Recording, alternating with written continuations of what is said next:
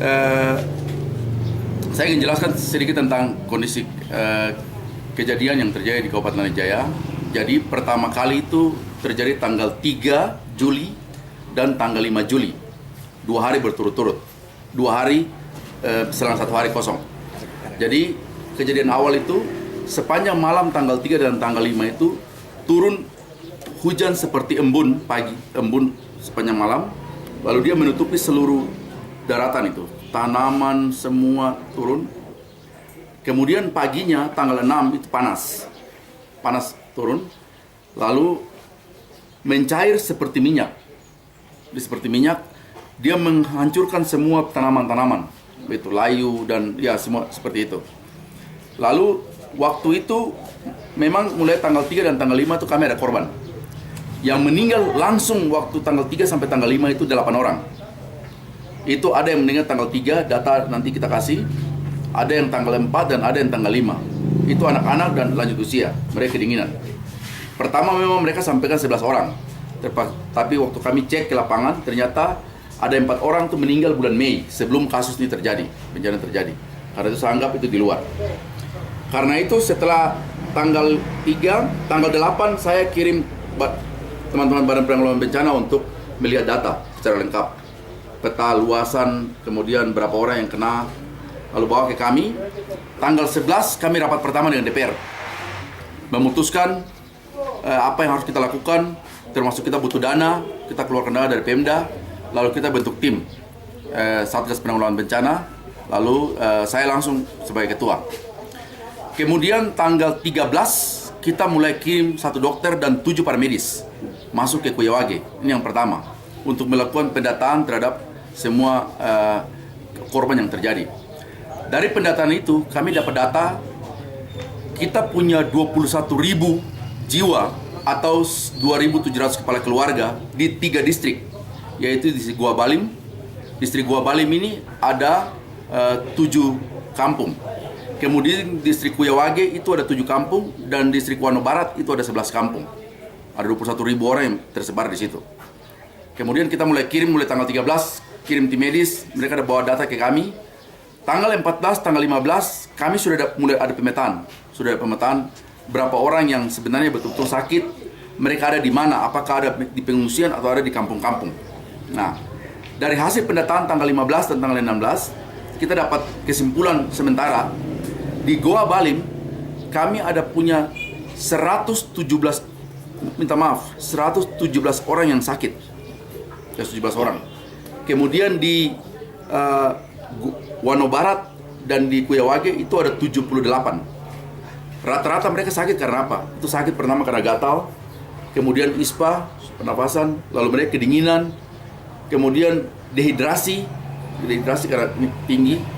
Lalu anak-anak kecil itu memang mereka dingin. Karena waktu kejadian itu saya pikir -2 di bawah 0 begitu. Dan terakhir waktu saya sendiri kunjungan tanggal 15 ke sana, itu memang waktu itu 7 derajat. Saat itu waktu kunjungan ke sana. Karena itu kita ambil langkah-langkah. Lalu Pemda kita sendiri sudah mulai kirim beras untuk penanganan di sana. Sampai dengan hari ini tanggal 23 hari ini kita sudah masukkan beras di distrik Gua Balim itu sebanyak 19 ton.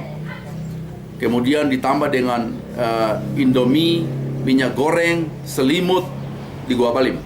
Kemudian di Kuyawage dan Wano Barat itu kita sudah masukkan 11 ton karena harus pakai pesawat. Jadi kita pakai pesawat di Gua Balim dan Kuyawage itu pakai pesawat, masuknya di lapangan terbang Mume. Sedangkan di Gua Balim itu harus pakai darat atau pakai lapangan terbang Tinggi Pura. Di dua ini yang kita pakai. Di Kuyawage sendiri sudah ada 11 ton masuk. Kita masih butuh lagi sekitar 10 ton. Karena kami sudah hitung untuk manusia hidup di sana, mereka hidup di sana 1 bulan, mereka harus butuh beras 30 ton. Begitu.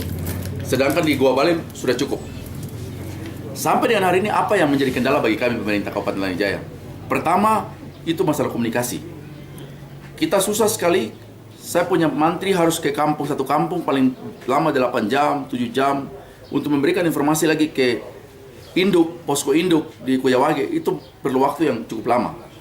Lalu yang kedua, itu memang komunikasi. kami hanya punya satu radio yang selama ini kita pakai, radio milik gereja, yaitu ada di Mume, di Kuyawage. Dan itu yang kita bisa pakai komunikasi. Yang ketiga memang kekurangan obat-obatan. Karena masyarakat yang sakit ini mereka tidak kumpul suatu tempat, tapi mereka tetap ada di kampung-kampung, mereka tidak kemana-mana. Karena itu memang saya punya petugas kesehatan harus berusaha untuk bawa dirinya sendiri dengan kondisi itu, bawa obat, lalu pergi cari orang, begitu. Nah, itu yang kita punya kendala. Yang terakhir, semua distribusi yang kita gunakan untuk daerah ini memang masih menggunakan pesawat baling-baling. Kalau seandainya kita punya helikopter, heli bisa angkat langsung dan dia masuk di titik-titik itu. Tapi karena tidak punya helikopter, jadi pesawat hanya bisa turun di Kuyawage. Dari Kuyawage masyarakat jalan ke kampung-kampung itu untuk mendistribusikan semua bantuan. Tetapi saya ingin sampaikan bahwa sampai hari ini Pemda Lanijaya kami sudah bisa mengantisipasi atau kita sudah bisa menangani secara keseluruhan kegiatan penanganan bencana secara keseluruhan. Kita rencana sampai dengan hari Kamis depan kita hentikan bantuan. Tapi kita ikuti perkembangan dari distribusi makanan dan minuman yang sudah kita masukkan di sana, dan kita yakinkan mereka akan mampu hidup 1 bulan ke depan sampai dengan bulan Agustus, baru kita masukkan lagi. Jangka pendek yang kita lakukan seperti itu. Sedangkan pasca yang ke depan itu memang pertama penanganan yang sakit. Kita pastikan tidak boleh ada orang lagi yang mati karena keterlambatan pemerintah daerah. Begitu. Karena itu kita sudah identifikasi semua yang sakit-sakit. Jadi cepat kirim obat. Itu paskanya. Yang kedua, mereka tidak boleh kekurangan makanan karena kelaparan. Itu tidak boleh terjadi. Karena itu kita sudah siapkan makanan yang cukup-cukup. Kita kirim ubi. Kemudian sekarang teman-teman PMI sudah bantu air lagi, karena air itu di sana beberapa tempat sudah mulai terkontaminasi dari racun itu, dan beras itu kan perlu masak pakai air dan kita butuh itu. Lalu anak-anak itu teman-teman WFI sudah bantu kami dengan children kits. Jadi itu ada selimut, minyak angin yang bisa mereka bertahan hidup, begitu. Kemudian perencanaan jangka panjang, desain jangka panjang, karena ini dia akan 6 bulan, bisa jadi 6 bulan, bisa jadi juga berapa tahun. Itu kita siapkan 4 skenario. Skenario pertama, saya sudah rapat di TIOM dengan semua SKPD, pertanian, kehutanan, siapkan bibit ubi. Setelah musim panen, musim kekeringan selesai, kami mulai distribusi bibit ubi. Jadi ubi itu kami akan bawa dari TIOM, berapa puluh ribu lah, supaya mereka bisa tanam. Kemudian alat kerja, lalu kita bikin gudang-gudang penampung kecil, yang dalam skala-skala 6 bulan itu bisa menampung paling tidak ubi, paling tidak beras. Lalu yang terakhir itu kita cek juga makanan-makanan yang kuat di sana. Ubi kuat di sana, kentang kuat di sana. Lalu udang, sebenarnya udang itu kuat, tahan dingin. Jadi kita bikin kolam, masukkan udang banyak-banyak di sana. Saat mereka kelaparan, pasti udang itu mereka makan. Walaupun saat ini masyarakat Kuyawage mereka sebenarnya tidak terlalu senang konsumsi udang. Mereka suka kirim keluar, tapi waktu kelaparan saya pikir itu akan menjadi kebutuhan utama. Nah, itu jangka panjang yang akan kita buat. Lalu yang berikut memang Pemda kita sudah rencanakan untuk pastikan semua daerah itu bisa dimasuki oleh transportasi darat. Kalau transportasi darat itu masuk, kami tidak tergantung dengan pesawat. Jadi kita bisa sendiri bawa beras langsung masuk kampung-kampung. Tetapi karena sekarang pakai pesawat, kalau cuaca berubah, awan tutup, pesawat tidak bisa masuk. Begitu. Karena itu kita lakukan seperti itu. Itu jangka panjang. Kita sedang bikin dia punya desain. Dan mau sampai dengan anggaran yang kita butuhkan. Karena itu sekali lagi atas nama pemerintah, hari ini saya ingin menyampaikan terima kasih kepada semua yang sudah membantu kami. Pemda Provinsi Papua, Badan Nasional Penanggulangan Bencana, Palang Merah Indonesia, WFI, Bank Indonesia yang sudah membantu, Bali Mission Center, kemudian Kemensos RI, lalu ada beberapa pihak-pihak lagi yang tidak saya sebut satu-satu, tapi saya pikir ini adalah upaya-upaya kemanusiaan yang sedang kita lakukan. Saya ingin menyampaikan terima kasih kepada teman-teman TNI Angkatan Darat yang kasih helikopter kami pakai untuk distribusi logistik. Kami juga menyampaikan terima kasih. Saya pikir itu secara garis besar sampai dengan hari ke-24 Juli hari ini, artinya sejak kejadian tanggal 3 sampai hari ini berarti sudah 21 hari, kami sudah bisa mengatasi permasalahan ini. permasalahan.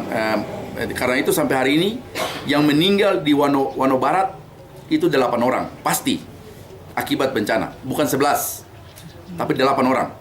Kemudian di Gua Balim itu 1 orang.